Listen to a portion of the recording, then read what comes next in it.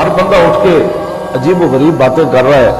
ادھر وہ لمحہ کہتا ہے، یہ کرکٹر کہتا ہے کہ حضور پر وہی رک گئی تو نعوذ باللہ حضور نے پھر سوچا کہ میں وہ لفظ نہیں بولتا جو اس نے بولا ہے. بھائی تمہیں نہیں پتا دین کا تو تم سیاست کرو. تم کہو جی پنجاب والے لوٹے ہیں، تم وہ کہیں گی پختونخوا والے لوٹے ہیں. تم کہو جی یہ پاناما لیکس والے ہیں، تم وہ کہتے ہیں شوکت خانم کا پیسہ کھا گیا. یہ تم آپس میں بکواس کرو جو کرتے رہتے ہو، تمہارا کام ہے. تو ساری زندگی بلے بازیاں کرتا رہا، تو بلے سے کھا.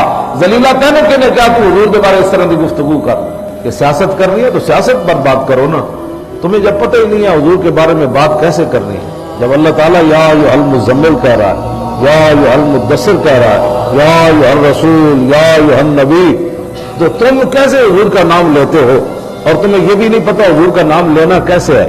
نہ تم نے کوئی دین پڑھا ہے، نہ کسی دین والے کے پاس بیٹھے ہو. کرکٹ کھیلتے کھیلتے تم مذہبی پیشوا بھی بن گئے.